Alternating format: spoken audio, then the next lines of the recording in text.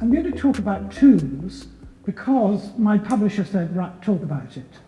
But actually, in all cultures, tombs are extremely helpful in providing the objects of life and death. If you excavate a settlement, you find fragments, masses of potsherds, but not necessarily whole objects. If you excavate a big tomb, you may find whole objects. And the key feature about China is because of their belief about the family, the ancestors, and life after death, there are far more objects in China's tombs than anywhere else in the world. And that is why their culture that we see in museums is so rich. But I'm going to say, as I look at this, that actually looking at individual objects is a Western idea and is not how China should be seen. But we'll come to that in a minute. I show you, this is a tomb of the 12th, 13th century. It's one of the first big tombs that Chinese stumbled upon. It's at Anyang. And this tradition of very deep, large tombs went on to the 19th or even early 20th century.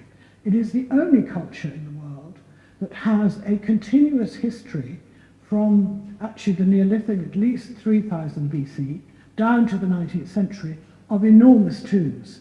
I'm going to explain why they're enormous. We couldn't build this tomb.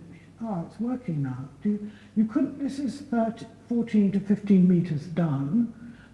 We can build up, but we cannot build down. If we try to dig that tomb, it will collapse in, and the whole health and safety department will be over to tell us that we're slaughtering the junior people who are excavating the tomb. It can't be done. So I've explained geologically why it's possible, and it's the possibility that made this big tomb system start. But the other thing is the belief about the afterlife. And perhaps we will see that. Perhaps I need to, oh, here we are. These come out of one of those big tombs. This is of the same period as that big tomb. And this is a set of banqueting vessels of the 13th century BC. And you don't just get one, you need the complete set. And one of the things we make a mistake about in the West is we think individual things tell us about individual art. But actually in China, what matters is the banqueting for the afterlife.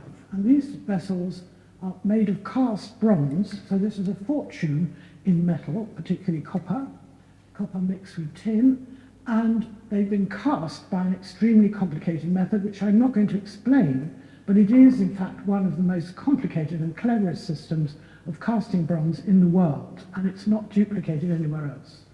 So these are for food, and all the rest is for alcohol, beer-like alcohol. And they're used in life to make offerings. In the West, we sometimes call them sacrifices, but they're not. They're ceremonial banquets for the ancestors, and they're also buried in tombs so that the dead can continue to make those same offerings to their ancestors. And though we sometimes wonder what this means, I assure you this practice is still continuing today, as those who are Chinese will know.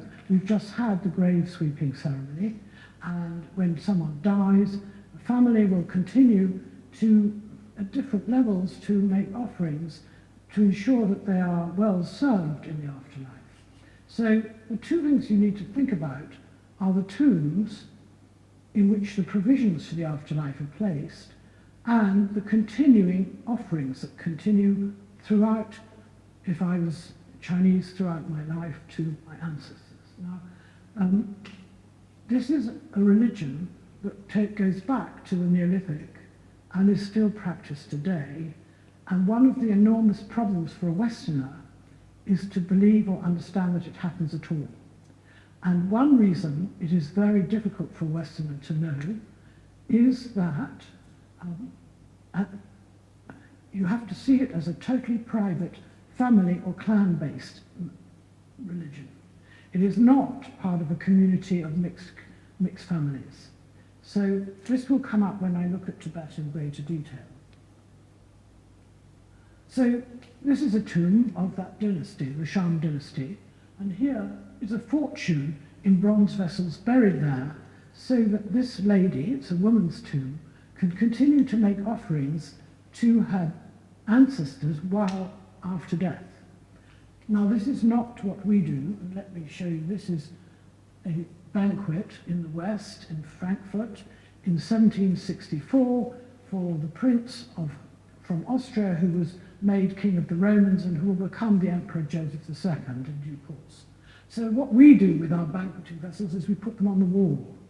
And anybody who's had dinner in a large Oxford college or Cambridge college at a big annual feast will see these gold dishes on the wall. And I've always wondered why bother to put them on the wall, but it obviously goes back to this period or earlier, and what they're doing is showing the wealth of the owner, as this is. But here, the audiences are different. This is an audience which is both the audience of the living, of the family, and the audience of the dead, of the family. And we have to stick with the idea that this offering to the ancestors and concern with tombs is a totally family-based, clan-based. It can be an enormous family, but clan-based enterprise. This is public, and we do public display, and that's, I'm not going to discuss in detail the revealed religions, but all the revealed religions are public. So, let me see if I can go on. I'm now just going to pick out one tomb that I'm particularly interested in, and particularly demonstrates that the tomb is for the afterlife. It is not for a funeral. It is to continue to provide the dead. This is the Marquis of 𝗘𝗃𝗃, is in central China, in Hubei province, at the famous city of Wuhan, or near north of Wuhan. So all of you must know the famous city of Wuhan by now, central to the COVID question. And this is one of the biggest works of art ever excavated. It's a set of 65 bells, all of them tuned to a chromatic scale. And nobody in the West made tuned bells till the 17th century AD. This is dated to 433 BC. It has 65 bells, and they're all inscribed with the notes, the names of the notes, etc. I mean, it's a complicated instrument. It's never ever shown abroad. It is one of the greatest works of art in China. Certainly nothing to match it in any other culture at all, because there are 3 or 4 enormous skills involved. There is the skill of casting bronze. Those large bells are about this high, the large ones are this high. These are wielded by a man to hit these bells. This is for the lower bells. Hitting the mallets for the smaller bells are for hitting from behind. And they've made a replica and they can play music on it. And it's in fact tuned to a pentatonic scale, so only to the black notes. But they have all the bells which you can play a chromatic scale.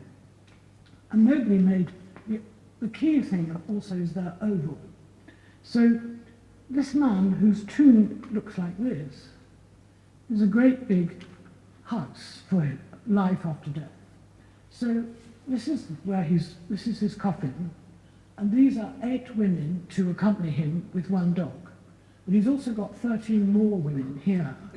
And one reason, yeah, of course they're good fun and all that, but also to play the bells.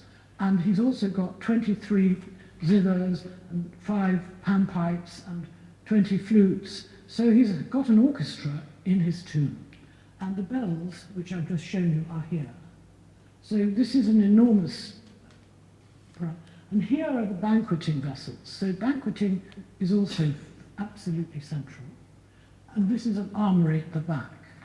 So, and there are small, if you like, very small doors so that the man afterlife can move around his palace. And if you don't take this seriously, you will never get to grips with China.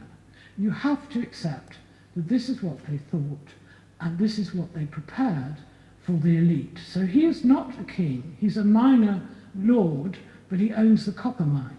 So I think the reason he's got more than 5, I think it's more than 5 tons of bronze in his tomb is because he could afford it.